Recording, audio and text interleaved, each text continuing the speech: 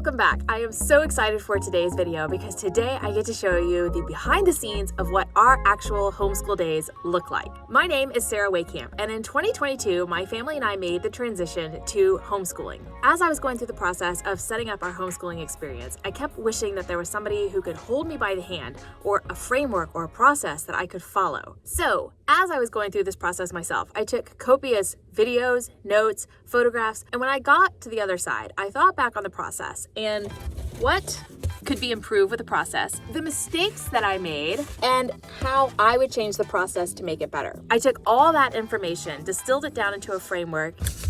It's a map. Every new homeschooler needs a map. And today we're going to use a map to talk about what a homeschooling day actually looks like. I know when I was starting out, I craved being able to see any type of video or photo to see how this actually works in someone's house. It was hard for me to imagine where we would do it and how we would do it and what it would actually look like. So let's start with our A, awareness. What do we need to be aware of when we're talking about what a homeschool day looks like?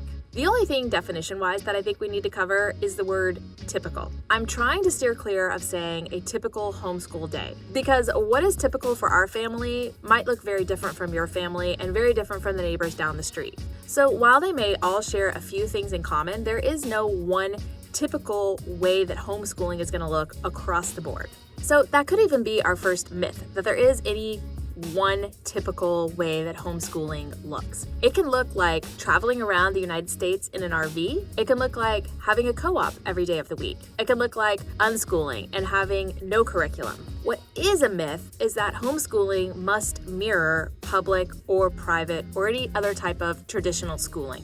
Another myth is that every day looks amazing, wonderful, perfect, and everyone just happily comes to their lessons and says, yes, mother, and yes, father. In today's video, I'm going to focus on what our days mostly look like. I absolutely lose my patience. The kids definitely struggle with not wanting to do work some days. There's complaining, there's back talk. So I want to be sure and set realistic expectations right from the beginning. We have our good days and our bad days, just like any other family. And in the next video, we'll talk about how to overcome those obstacles. Speaking of obstacles, some mistakes that I've made. I definitely in the beginning made the mistake of having a rigid adherence to our routine. I know this came from a place of anxiety and worry that if we missed something one day, we either wouldn't be able to catch up, they would fall behind, I would be a terrible mother. It was a very slippery slope. It took me a few times of being flexible with our schedule before I could actually relax into the idea that not only was it okay to be flexible and adaptable,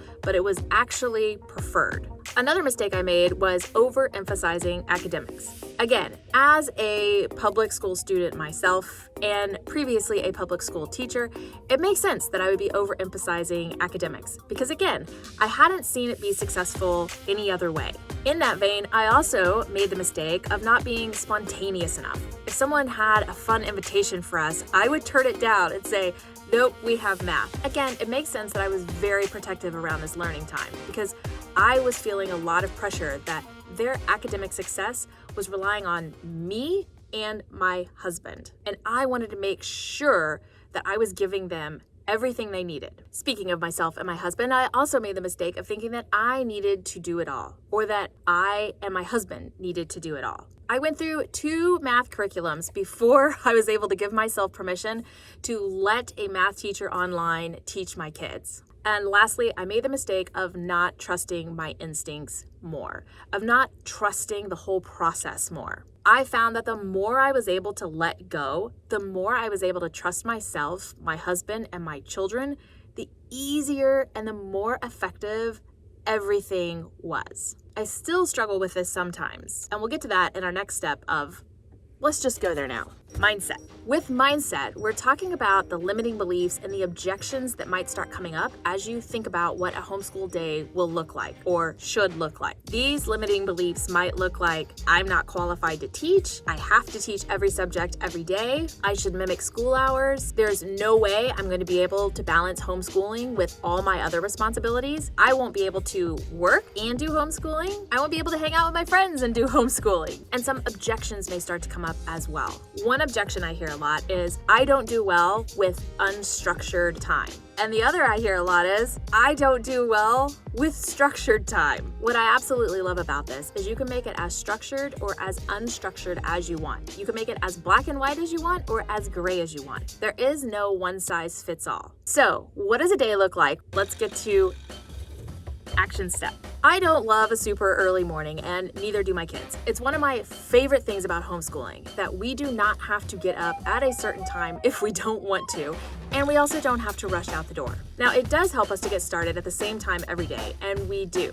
My absolute favorite thing is at 8:47 every morning, our morning chime goes off. My husband created the morning chime for us, and it's an alarm that goes off every day. It welcomes us to our day with my husband's voice. It gives us time to listen to a song and all get to the table. It's our favorite way to start the day. I remember someone suggesting to me a long time ago at a homeschooling convention to have a song to start your day. And when everyone hears it, they'll just know it's time to come to the table. And I remember thinking, that's a good idea, but that can't be that life-changing. When I tell you to not have to call your kids to the table in the morning and to let a song do it is absolutely life-changing. During the day, we take a lot of breaks, so it's usually me calling everybody back to the table from a break. So to take one of those times off the table for me is wonderful. So the kids can wake up whenever they wake up, and if they wake up super early and they want to get started on their chores or a lesson or just hang out and eat breakfast, they're free to do that. We don't allow any screens until after 5 o'clock, so screens are really the only thing that are not an option. But if they want to take a bike ride, read a book, play in the backyard, all of those are available. By the time the chime's gone off and we've done our announcements and talked about our day, we usually get started with language arts.